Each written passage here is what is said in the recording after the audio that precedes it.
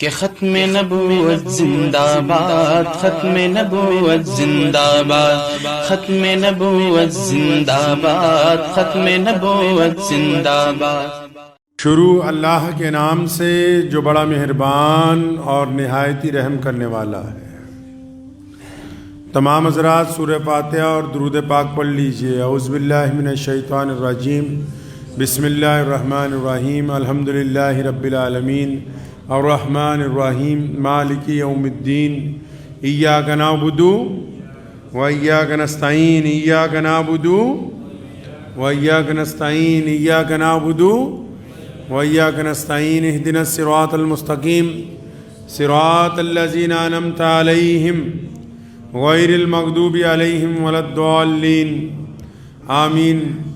اللہم صلی علی محمد وعلی آل محمد کما صلیت علی ابراہیم وعلی آل ابراہیم انکا حمید مجید۔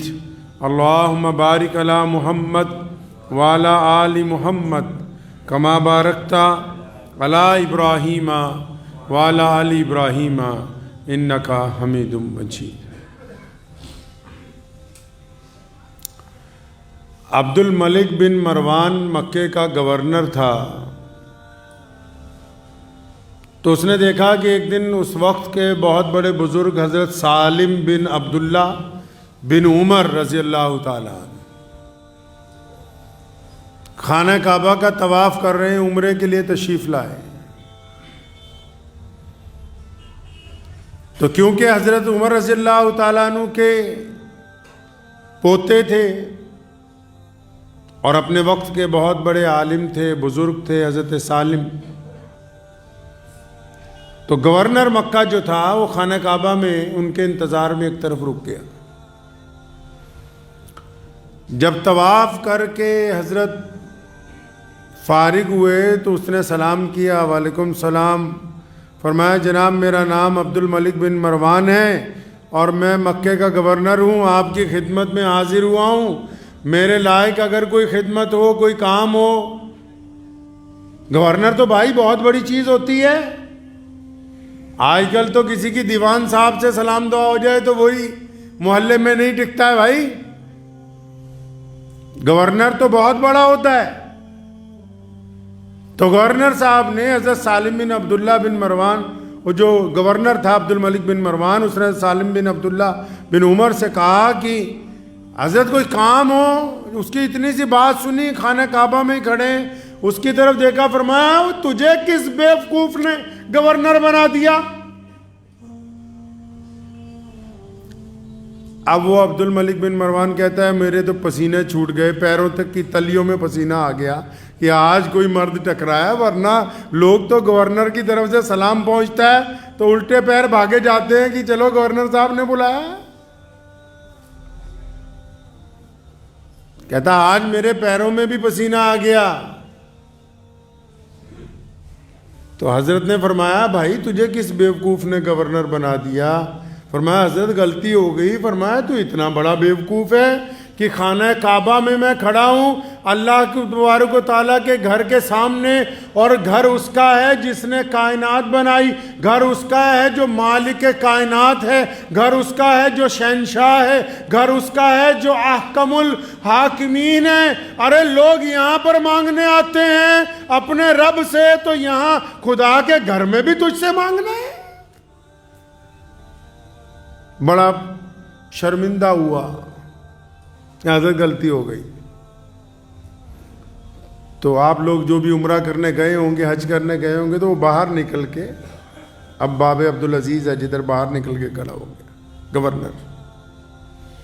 حضرت عمرہ فارغ کر کے مکمل جب باہر نکلے تو پھر اس نے سلام کیا، وعلیکم السلام کیا، کہ حضرت اس وقت تو خانہ کعبہ میں تھے، اب باہر آ گئے، اب اگر کوئی میرے لائق خدمت ہو۔ وہ ضد میں نہیں آیا۔ جو تہذیب دار لوگ ہوتے ہیں وہ بڑوں کی ڈانٹ سن کے بھی اپنا رویہ تبدیل نہیں کرتے، وہ تو اس لیے دوبارہ آیا کہ اب شاید کوئی ضرورت ہو، کچھ ٹھہرنے کے انتظامات کرنے ہو، کچھ پروٹوکول کی ضرورت ہو۔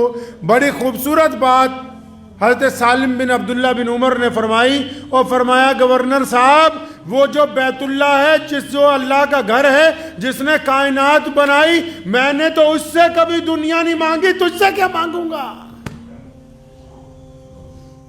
کبھی ان سے نہیں مانگی جنہوں نے کائنات کو بنایا ہے والد محترم شیر اسلام حضرت مولانا حبیب الرحمن ثانی لدھیانوی رحمۃ اللہ علیہ اللہ نے ہم پہ بڑا کرم فرمایا ہم نے ایک ایک چیز اپنے باپ سے سیکھی تو حج کرنے نہیں گئے جتنی آمدنی تھی اتنا ہی خرچہ ہے ماشاءاللہ تو عمرے پہ گئے ایک دفعہ تو جب عمرے پہ گئے تو کئی اقارب نے اب اللہ نے اتنی عزت عطا فرمائی تھی کہ وہاں سب کو پتہ لگ گیا بھی وہ آئے ہوئے ہیں شیر اسلام مولانا حبیب الرحمن ثانی لدھیانوی جن کی خاندان کی قربانیاں ہی 300 سال پر محیط ہیں تو بڑے اقارب ملے کہ جناب بیت اللہ میں تشریف رکھتے تھے تو کسی نے کہا کہ جناب اگر آپ اجازت دے دیں تو امام حرمین شریفین سے آپ کی ملاقات ہو جائے کچھ باتیں ان سے ہو جائیں آج کل بڑے بڑے لوگ جاتے ہیں چند کو چھوڑ کے اور جن کی خواہش ہی یہی ہوتی ہے کہ بس حکمرانوں کے ایک دفعہ قریب بیٹھنے کا موقع مل جائے تو مولانا حبیب الرحمن ثانی لدھیانوی نے وہی بات جو حضرت سالم بن عبداللہ بن عمر نے کہی تھی وہی بات دوبارہ دہرائی خانہ کعبہ میں اور فرمایا پنجابی اور فرمایا ایتھے آ کے بھی انہاں دی چمچا گری کرنی ہے جد رب دے گھر پہنچ گئے ہن پھر کسی اور دی ضرورت باقی نہیں ہے خودداری کے لیے رگوں میں چلتے ہوئے خون میں غیرت ہونی چاہیے ہر ایرے گہرے کے آگے ہاتھ نہیں پھیلایا جا سکتا سیدنا صوبان رضی اللہ تعالیٰ عنہ سے بڑا پیار تھا محمد رسول اللہ کو ایک دن بولا صوبان میرے بچے مجھے تجھ سے بڑی محبت ہے ادھر آ مجھ سے ایک وعدہ کر جی یا رسول اللہ کیا وعدہ کرنا ہے فرمائیے فرمایا ہاتھ پہ ہاتھ رکھ کے وعدہ کر کہ کبھی کسی سرمایہ دار کے آگے ہاتھ نہیں پھیلائے گا تو کسی دنیا دار کے آگے مانگنے نہیں جائے گا لوگ تو آسان سمجھتے ہیں امیدیں لگا رکھی ہیں ہم پریشان کیوں ہیں معاشرہ کیوں پریشان ہے باپ نے بڑی امیدیں لگائی ہیں بیٹے سے ہم نے بڑی امیدیں لگا رکھی ہیں چودھری صاحب سے سرمایہ داروں سے امیدیں لگا رکھی ہیں ہم نے بڑی امیدیں لگا رکھی ہیں فلاں رشتہ دار سے فلاں دولت مند آدمی سے کہ جی یہ دے دے گا ہمارا یہ کر دے گا فلاں وزارت ہمیں یہ دے دے گی فلاں حکومت ہمیں یہ امیدیں اور اتنی امیدیں چھوٹی چھوٹی بات پر امیدیں فلاں اتنی امیدیں بیوی سے بچوں سے پڑوسیوں سے یاروں سے دوستوں سے رشتہ داروں سے جان پہچان والوں سے مالدار لوگوں سے بڑے لوگوں سے ارے اتنی امیدیں سیدنا صوبان کو کہا رسول اللہ نے حدیث شریف کا مفہوم ہے بخاری مسلم کو پڑھیے امید کس سے لگانی اللہ سے ایسے لوگوں سے یار امید لگاتے ہو جو امید پر کھرے نہیں اترتے پھر تمہارا دل بھی ٹوٹتا ہے پریشان بھی ہوتے ہو ذلیل بھی ہوتے ہو اپنے جذبات کو مجروح بھی کرتے ہو اپنی قسمت کا فیصلہ اوروں کے ہاتھ میں بھی پکڑاتے ہو صرف یہ دنیا کی چند چیزوں کے لیے کیا سمجھا ہے کہ یہ ساری عزت کی چیزیں روٹی کپڑے اور مکان کے اندر چھپی ہوئی ہے ایسے لوگوں سے امیدیں لگا رکھی ہیں جن کے دل میں درد ہی نہیں ہے جو ہیں ہی پیسے کے ایسے کتنے لوگ ہیں جن کے سکے بھائی تڑپتے پھرتے جن کے پاس اچھا گھر نہیں رہنے کے لیے 2 وقت کا کھانا پورا میسر نہیں ہے اور خود کروڑوں پتی ہیں وہ جو اپنے سکے بھائی کو نہیں کھانا کھلا سکا آج تک اس سے تم نے امیدیں لگا رکھی کہ ہمارے مسجد میں مدرسے میں لاکھوں روپیہ لگا دے گا یہ چودھریوں کے کہنے پر اسلام کو چلانا چاہتے ہو؟ اس ضمن میں مجھے خوبصورت واقعہ یاد آتا ہے کہ مولانا صاحب تھے، مرحوم ہو گئے، اللہ ان کو جنت دے، بہت امیر خبیر. تو والد صاحب رحمۃ اللہ علیہ کو ایک دن دعوت پہ بلایا، اپنی کوٹھی پہ، باہر کے ایک صوبے میں تھے. کہنے لگے مولانا جیسی باتیں تم کرتے ہو ممبر پہ بیٹھ کے یہ کرنی چھوڑ دو، اور میں کئی کروڑ روپیہ لگا کے تمہارا مدرسہ بنا دوں. تو مولانا حبیب الرحمن ثانی لدھیانوی نے فرمایا تھا، میاں صاحب ہمارا ایمان تو انگریز نہیں خرید سکے، تم کو اس کھیت کی مولیوں کے ہمارا ایمان خرید لو گے. نعرہ تکبیر! نعرہ تکبیر! حق نبوت! حق نبوت! نعرہ تکبیر! سید عطا اللہ شاہ بخاری امیر شریعت رحمت اللہ علیہ، انگریز نے جب گرفتار کر لیا، جیلر آیا کاغذ لے کے، شاہ جی اگر آپ معافی نامہ لکھ دیں اور آپ اگر یہ کہہ دیں کہ آج کے بعد انگریز کے خلاف نہیں بولوں گا تو یہ 10 مربع آج کے وقت میں کئی 100 ارب روپے کی پراپرٹی. شاہ جی یہ 10 مربع کی رجسٹری یا کاغذ ہے، حکم نامہ ہے گورنر کی طرف سے آپ کے لیے، بس یہ آپ رکھ لیں اور معافی نامہ لکھ کے ہمیں دے دیں. شاہ جی نے کاغذ پکڑا اور انگریز سمجھا کہ شاید منظور ہو گئی درخواست، ان کی عقل میں آ گئی بات. شاہ صاحب نے اس کاغذ کے ٹکڑے کرنے شروع کیے اور پھر رکے نہیں، اس کے ٹکڑے کرتے رہے، 1 کے بعد 4، 4 کے بعد 8، 8 کے بعد 20، اور جب بالکل باریک باریک ٹکڑے ہو گئے تو ان کاغذ کے ٹکڑوں کو نیچے پھینکا، تھوکا اور ان پر اپنی جوتی رکھی. فرمایا تمہاری اس دولت کو، تمہاری اس جائیداد کو محمد رسول اللہ کے دین کے مقابلے میں بخاری اپنی جوتی کی نوک کے اوپر رکھتا ہے. رئیس الاحرار حضرت مولانا حبیب الرحمن لدھیانوی رحمت اللہ علیہ جیل میں ہیں. انگریز نے لکھا کہ مولانا اگر آپ توبہ کر لیں، کس بات کی توبہ؟ کہ بس سچ نہیں بولنا ہے،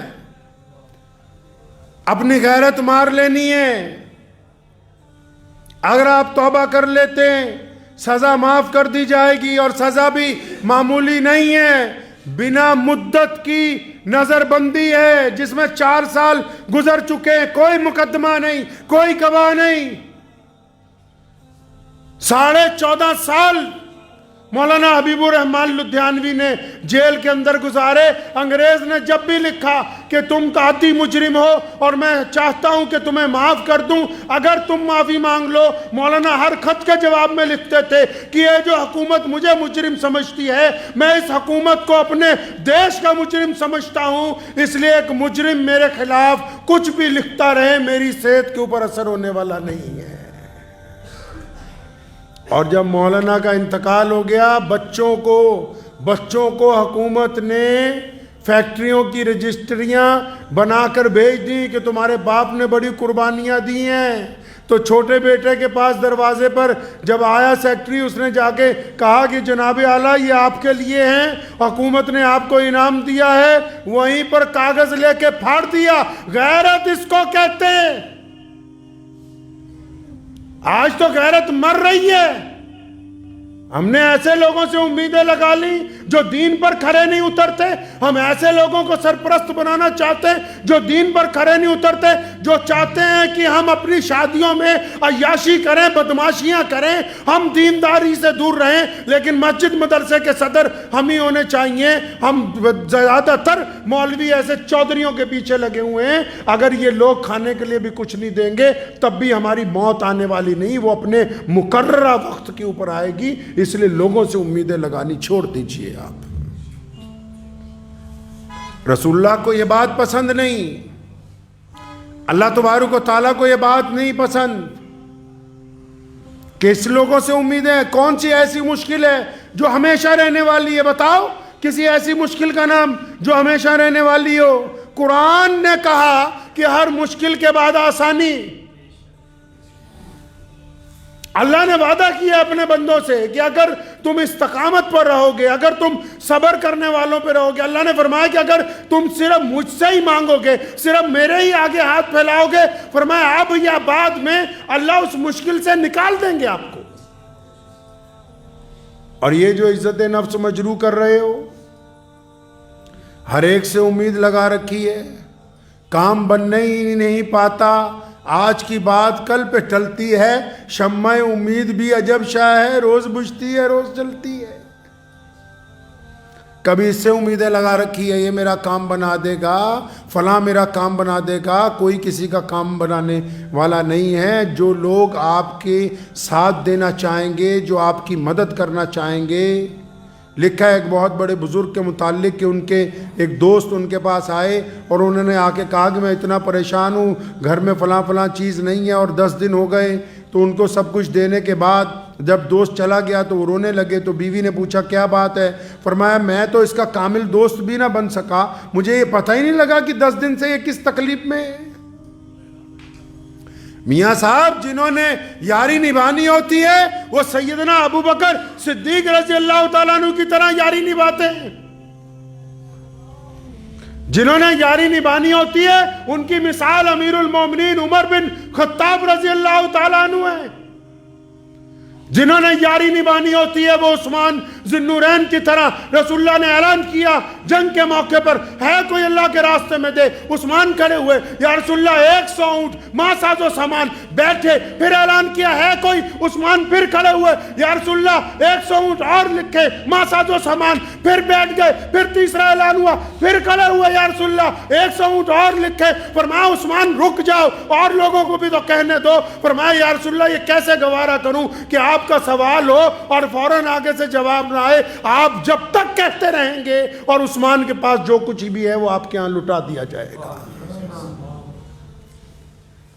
یار ان کو بناؤ جن میں دوگلا پن نہ ہو، اور اگر کسی کے یار بن جاؤ تو اپنے یار کے لیے دل میں دوگلا پن نہ رکھنا۔ یہ یاری اور دوستی کی جو روایتیں ہیں یہ بھی رسول اللہ نے قائم کی ہیں، یہ اعلیٰ روایتیں پیار و محبت کی، جس میں کہانی نعرہ نہیں لگاتے حق 4 یار کا، یہ کون سے یار ہیں؟ کیا بھول گئے یاری دوستی میں کہ اسلام میں رسول اللہ نے تمہیں یہ سکھایا جو یار ہوتے ہیں وہ یاروں کے درد مند ہوتے ہیں، جو یار ہوتے ہیں وہ یاروں کے مسیحا ہوتے ہیں، جو یار ہوتے ہیں وہ یاروں کے مددگار ہوتے ہیں، جو یار ہوتے ہیں وہ یار مار کبھی نہیں کرتے۔ جو اپنے آپ کو یار بھی کہتا ہو اور چھپا کے مال اپنا رکھتا ہو اور یار کے مصیبت میں کام نہ آتا ہو وہ یار نہیں ہے، وہ یار مار ہے۔ اس کو یار کہنا یاری کے نہیں ہے، یاری کی شان کے خلاف ہے وہ بات۔ ارے جس در پر ہاتھ پھیلانا پڑ جائے وہ یار ہو ہی نہیں سکتا، وہ دوست ہی نہیں، وہ رشتہ دار ہی نہیں ہے، وہ کوئی جان پہچان والا نہیں ہے، وہ صرف مطلب کا بندہ ہے۔ شریعت نے اس کے ماپدنڈ طے کیے ہیں، تقاضے رکھے ہیں رسول اللہ صلی اللہ علیہ وسلم نے کہ یاری کیسے ادا ہوگی، دوستی کیسے ادا ہوگی۔ یہ یار ہیں جو غار میں بھی ساتھ ہے، یہ یار ہے جو ہجرت میں بھی ساتھ ہے، یہ یار ہے جو بدر میں ساتھ ہے، یہ یار ہے جو حنین میں ساتھ ہے، یہ یار ہے سیدنا بلال رضی اللہ تعالیٰ عنہ جیسے جو درے کھاتے ہیں، یار یہ ہیں عمار بن یاسر جیسے جنہوں نے کھال ادھڑوا لی لیکن نبی علیہ السلام کی شان میں ذرہ برابر بے ادبی برداشت نہیں کی۔ یار کہتے اس کو ہیں جو دوسروں کی سن کے آ کے تمہیں کہنے لگے کہ فلاں تیرے خلاف یہ باتیں کر رہا تھا، یہ یار نہیں ہے، اور یہ ٹھگ ہے، بے ایمان ہے۔ اگر یہ تیرے ساتھ ہوتا تو کہنے والے کے منہ پر جواب دے کے آتا۔ یہ جن سے امیدیں لگا لی ہیں یہ امیدوں پر کھرے اترنے والے تھوڑی ہیں، کیوں اپنی امیدوں کو ضائع کرتے ہو؟ اللہ نے یہ سر دیا ہے، جو ہر در پر جھکے وہ سر نہیں ہوتا، جو ہر در پر سر جھک جائے وہ سر نہیں ہے۔ اس کو جسم کے سر کے اوپر اسی لیے لگایا گیا کہ اللہ نے اس کو عزت والا بنایا ہے، عظمت والا بنایا ہے۔ جوتی 1 کروڑ کی بھی پہن لی جائے تو پیر میں ہی ہوگی، سر پر اگر 1 میٹر کپڑا سادہ بھی باندھ لیا جائے تو وہ تاج کہلاتا ہے، وہ پگڑی کہلاتی ہے۔ اتنا سستا سمجھا جس کو ذرا سی مصیبت آئی کہ چلیں چند لوگوں سے مانگنے چلتے ہیں، چلو چند لوگوں کے آگے ہاتھ پھیلا دیتے ہیں. یہ معمولی چیز ہے جو اللہ نے تمہیں عطا فرما دی، جس کو عزت نفس کہتے ہیں. اپنی عزت نفس کا خیال رکھیں، اپنے ساتھ سمجھوتا کرنا سیکھو، لوگوں کے ساتھ نہیں. اپنے پیٹ کے ساتھ روزہ رکھنا سیکھو، لوگوں سے ادھار مال لے کے قورمہ بریانی کھانے کا کوئی فائدہ نہیں ہونے والا ہے. جو بات غیرت کے اندر ہے، جو مزہ زندگی کا، چھوٹا کاروبار کر لیجئے. اتنی قسطیں، اتنے لون، اتنے ادھار کہ رات کو ساری رات نیند نہیں آتی تمہیں. ان شادیوں کا کیا فائدہ جو قرض لے کر کی گئی ہو، بیٹی بدا کرنے کے بعد بھی بستر کانٹوں کی سیج بن گیا ہو. کون کہتا ہے کہ یہ شادی شریعت کے مطابق اچھی تھی؟ کس دستور میں لکھا ہے؟ اور ایسے چودھری کے دروازے پر مانگنے جا رہا ہے جو خود بذات خود کنجوس ہے، جو خود دولت کی عبادت گزار ہے، وہ کیا اپنے مال میں سے نکال کے تمہیں دے دے گا؟ جس کے پڑوسی پہلے سے بھوکے سو رہے ہوں تو اس سے مسجد مدرسے کی امید لگائے ہوئے بیٹھا ہے، جو خود اپنے عزیز و اقارب کو پوچھنے والا نہیں ہے. اس غیرت کو کوڑیوں کے بھاؤ مت گرائیے. یہ جو غیرت ہوتی ہے اس میں کوئی مذہب کا مسئلہ نہیں ہے. بندے کو خود سوچنا چاہیے. ہاں ٹھیک ہے، دل میں خیالات آتے ہیں کہ فلاں سے پیسے مانگ لوں، خیال آنا کوئی بری بات نہیں ہے، لیکن اس خیال کو عملی جامہ پہنا کے دوسرے سے انکار کروا کے اپنی بے عزتی کروانا یہ بری بات ہے. اس خیال کو عملی جامہ پہنانا جس خیال کے اندر آپ کی بے عزتی ہے، جس خیال کے اندر آپ کی عزت نہیں برقرار ہو رہی، جس خیال کو اللہ بھی اچھا نہیں سمجھ رہے. آپ اگر اللہ تبارک و تعالیٰ سے مانگتے تو کیا اللہ تعالیٰ اس کے اسباب مہیا نہ کرتے؟ آپ نے سچے دل سے اپنے رب سے مانگا ہی نہیں. بہت مشہور امام صاحب کا واقعہ ہے. شاگرد نے کہا کہ حضرت روزانہ دریا پار کرتا ہوں، پیسے لگتے ہیں کشتی کے. فرمایا بسم اللہ پڑھا کر دریا پار. ایک دن خود جانا تھا تو ڈوب گئے. شاگرد کہتا رہا بسم اللہ پڑھے، میں بھی چلا جاتا ہوں، لیکن یقین نہیں تھا. اپنے اندر خود اعتمادی لاؤ. ایک سستا سا موبائل آپ کو فائدہ دے سکتا ہے اس مہنگی چیز سے جس کی قسط آپ کو نہ دی نہ جائے اور بعد میں سرے بازار کوئی آپ کے ہاتھ سے اس گاڑی کو، اس چیز کو چھین کے لے جائے. اس بے عزتی سے اچھا ہے کہ آپ اپنی غیرت میں اپنے جسم کے بادشاہ بن کے زندگی گزاریں. اس ادھار کے مال سے بہت اچھا ہے، اس ادھار کی روٹی سے بہت اچھا ہے کہ ہم ایک وقت فاقہ کر کے گزار لیں. یہ بات خود بھی سمجھنے کی، اپنی اولاد کو بھی سمجھانے کی ہے، اپنی بیوی کو بھی، اپنے بچوں کو بھی. ہمارے میں یہ بیماری آ گئی، ہم جو نہیں ہیں وہ بتانا چاہتے ہیں لوگوں کو. جو ہم نہیں ہیں ہم ثابت کرنا چاہتے ہیں. ہم بہت بڑے رئیس ہیں جی، ہم بہت بڑے چودھری ہیں جی، ہم بہت بڑے مال دولت والے ہیں جی، ہم بہت اعلیٰ کپڑے پہنتے ہیں جی، ہم تو بہت بڑے شو روموں میں جاتے ہیں جی، ہم بہت اعلیٰ ترین ہوٹلوں میں. ہم جو نہیں ہیں ہم وہ جتانا چاہتے ہیں لوگوں کو. اور اس جتانے کے چکر میں صبح سے لے کے شام تک جھوٹ بھی بول رہے ہیں، پریشان بھی ہو رہے ہیں، ادھار بھی اٹھا رہے ہیں، قرض بھی اٹھا رہے ہیں، اور پھر اکیلے میں زیادہ سے زیادہ پریشان بھی ہو رہے ہیں. بس اس چکر میں جو ہم نہیں ہیں وہ ہم اپنے آپ کو بنانا چاہتے ہیں. ہم نے اپنے والد صاحب رحمت اللہ علیہ کو دیکھا، ہم نے تو کوئی عالیشان ہوٹلوں میں کبھی کھانا نہیں کھایا. تو کیا اس کا مطلب یہ ہو گیا کہ ہم کسی اعلیٰ خاندان سے تعلق نہیں رکھتے؟ ہم تو کبھی 1 کروڑ روپے کی گاڑی خریدنے کے لیے نہیں گئے. تو کیا اس کا مطلب یہ ہوا کہ ہمارے خاندان کی کوئی قربانی نہیں؟ یہ غیرت ان کروڑوں لوگوں سے اچھی ہے جو रईस ज़ादों के और हुकूमतों के तलवे चाटते हैं, उन करोड़ों लोगों से ये ज्यादा महंगी है जो हर एक बंदे के बस की बात नहीं है। गैरतमंद बनिए, अपनी गैरत आपके अपने हाथ में। अल्लामा इकबाल रहमतुल्लाह अलैह का वाक़या आप हजरात को कई बार सुनाया, फिर सुनते जाएं जाते जाते। उनका बेटा बैरिस्टर बन रहा था, लंदन में पढ़ता था। उसने बाप को चिट्ठी लिखी, हर महीने पैसे भेजते थे अपने बच्चे को खर्चे के लिए। तो बेटे ने चिट्ठी लिखी अल्लामा इकबाल रहमतुल्लाह अलैह को कि अब्बू जी पैसे ख़त्म हो गए, फलां आदमी लंदन शहर में जो रहता है आपका बहुत जिगरी यार है, आप अगर इजाज़त दें उससे 500 पाउंड 100 पाउंड उधार ले लेता हूँ, जब आप पैसे भेजेंगे तो मैं उसको वापस कर दूँगा। अल्लामा ने चिट्ठी का जवाब नहीं लिखा, पूरी नज़म लिख के भेज दी और फरमाया मेरे बेटे खुद ही ना बेच गरीबी में नाम पैदा कर। ठीक है वापस कर दोगे, लेकिन सारी जिंदगी वो ये तो कहेगा ना कि इकबाल के बेटे को हमने उधार दिया था। ठीक है वापस कर दोगे, एक बात तो तैयार हो गई ना कि हमारा कर्जदार रहा है। तो ये जो 10 दिन के लिए तुम आसानी पैदा करना चाहते हो, वो 10 दिन खुद सब्र से क्यों नहीं गुजार सकते? वो 10 दिन शुक्र से क्यों नहीं गुजार सकते? वो 10 दिन इत्मीनान से क्यों नहीं गुजार सकते? उन 10 दिनों में अपने रब को मदद के लिए क्यों नहीं पुकार सकते? और अगर तुम पुकारो तो अल्लाह ताला उससे बेहतर रास्ता तुम्हें अता कर दे। 99 हिस्से अल्लाह ताला ने रोजी के रखे कारोबार में, 99 हिस्से। आज तो अच्छे अच्छे लोग चंद उलमा को छोड़ के अच्छे अच्छे लोग सरमायादारों की चमचागिरियां करते फिर रहे हैं।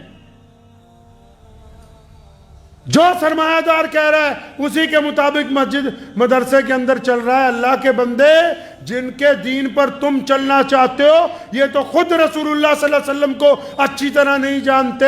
अगर इनकी पैरवी करोगे दौलतमंद लोगों की, खुद भी खसारे में चले जाओगे, ये भी खसारे के अंदर चले जाएंगे। इज्जत नफ्स का याद रखिएगा इस बात को। हर एक के आगे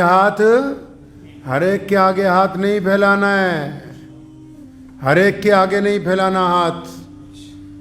हमारे पीर हज़रत मौलाना शाह अब्दुल कादिर साहब रायपुरी रहमतुल्लाह अलैह ने बड़ी खूबसूरत बात कही थी। फरमाया किसी के आगे हाथ ना फैलाना, लेकिन अल्लाह जब रिज़्क तुम्हारे तक पहुंचा दे तो फिर अकड़ना नहीं, ले आने वाले से बदतमीज़ी ना करना।